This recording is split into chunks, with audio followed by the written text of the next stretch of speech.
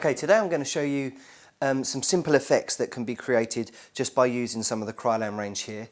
We're using some of the more accessible products that are used professionally, but knowing how to use them in the correct terms can also be easy applications for some really simple effects. So we're going to start by using a gelatin product called Gelafix, and we're going to do a casualty simulation of a burn. First up, melt the gelatin pack in a bowl of hot water. Leave it to melt while you make a start with the makeup.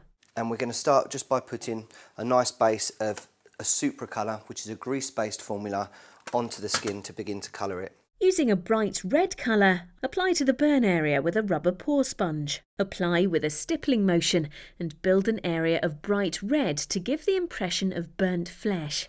I'm now going to use a rubber pore sponge on a wand. Using an ultrat colour, create small areas of heavy colour to simulate patches of more serious damage. Time to apply the gelatin. Dispense it into a new bowl floating on the hot water to keep it warm. Test the temperature on your skin before you apply it to your model. Now, you begin just on the actual where you've actually placed your product and just gently begin to smooth that over the Supra colour. Continue until the whole area is covered. Be careful to blend the edges into the skin so there are no raised areas around the circumference of the burn, which can spoil the 3D effect.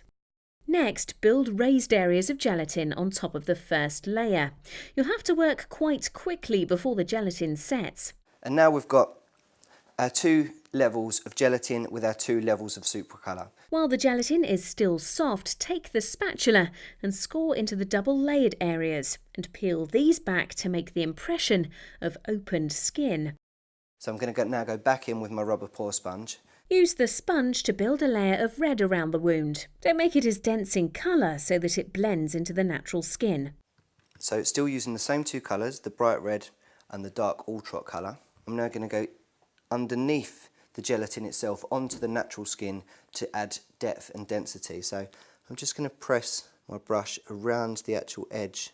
Now we've got the general effect of the skin, we're going to start to add other special effects products. That's right, time to get gory. Use fresh scratch to create clotted blood. Don't add too much though, or the effect will begin to look less realistic. With the round end of your brush, dab the blood around the open areas of the wound. I'm now going to use a bruise gel. So I'm going to use the bruise gel and just layer it around parts of the open gelatin. Now the parts of the gelatin that we pulled back with the spatula and we've now left exposed for the natural skin underneath, we're going to now coat them so that they look quite red and quite sore. To do this, take your red colour and mix it with a clear gel to add shine and texture. Apply this to the open areas on the arm and beneath the edges of the gelatin. I'm going to use 2 more colours now on the burn. I'm going to use a black and a white grease paint. Add the white to create areas of highlight around the burns. Applying it to the edges of the turned up skin and blending it in with your finger. Once you've highlighted all the raised areas, use black grease paint to create a charred look. Using a coarse stippling sponge, dot black across the burn area to give extra texture to the wound, simulating burnt skin. Using 2Plast, pick out areas where you want to add blisters. Then finally, using a liquid blood, drip this onto the burn and let it run naturally. Again, remember not to use too much. And then we have the completed simulation of a burn. Hannah's going to demonstrate for us using grease paint how you can create really realistic bruising just by using a small wheel of colour. So as before, just warming the grease paint on the back of the hand helps to really soften the grease so that you can apply it to the skin a lot more easily. When applying bruise makeup, you have to think about the point of impact to get the best realistic effect. The colours that you see Hannah using here are the very surrounding edges of a bruise, where the skin is beginning to return to its natural form, or it's waiting for the deeper, darker colours to progress from the impact. And these are quite yellowy tones. If you don't have brushes at home, you can use just your fingertips to put warmth into the product in the very similar motion to how Hannah's using the brush, just by pressing and releasing on the skin. Hannah's now using the deeper ultra colour that we used earlier on the burns, and this part of the application is going to start showing more contrast in the colouring of the bruising. As we discussed before, the ultra colour helps to give that dried blood effect, so it's where the bruise would have had the blood underneath the surface of the skin. So applying this colour in the corner of the eye and bringing down in a motion of the natural shapes and contours of the eye helps to highlight certain areas that would be affected by impact on that area. By the different techniques you can see Hannah using here with the brush, it's creating different three-dimensional looks with the product. The more yellowy tones are smoothed and blended into the skin, whereas the red is being used in a more sporadic way, so to build a little bit more of a texture to the bruising. Hannah's now going to use black to mix in with the ultra colour to create more depth. By using these darker tones, it actually begins to contour the eye, so it pushes that part of the eye backwards and therefore leaves the lid exposed and gives it that more swollen effect. Okay, so there you have your finished bruise.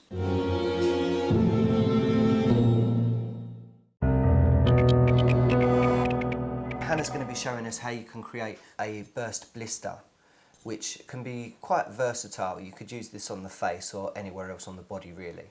And she's using a product called Cinewax, which is a very soft moulding clay. As you can see here, she's using her fingers just to blend and heat the product so that it's easily manipulated on the skin. And like with the gelatin, Hannah's using a plastic modelling tool just to move the product around. Sometimes if you use your fingers too much, the product can heat too quickly and then it becomes quite difficult to manage. So now Hannah's used the spatula, she's just going in with her finger around the very, very edge of the wax now, just to apply a small amount of heat into it so that there's no line between the graduation of wax into the natural skin. Very carefully just pinch the domed part of the wax and pull it away from the blended part, which gives us the burst part of the blister with the surrounding part of the skin left. Hannah's using a product here called Dermacolor. Dermacolor is a cream-based formula. It's used for cosmetic camouflage.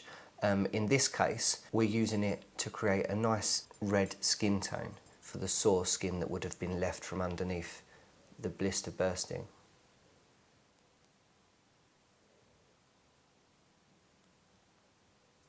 Hannah's using a stippling motion with the brush. Again, this is so that you don't get drag marks from the bristles of the brush and it presses the product into place. So using a finer brush, Hannah's just going around the very, very edge of the effect, just layering the product slightly thicker to give it a slightly more three-dimensional effect. And what you get from this technique is the actual colour of the product coming through the wax, which adds to the depth and the density. When you're colouring the blister, one thing to keep in mind is you don't want to colour the very, very tip of the wax. It needs to remain that nice white fleshy colour. Hannah's using a grease-based formula now. This is a product known as Abschmink from the Kryolan range. Generally used as a removing cream, but for special effects purposes it helps to create a nice shine to certain surfaces, and in this sense helps us to create that sore, new skin appearance.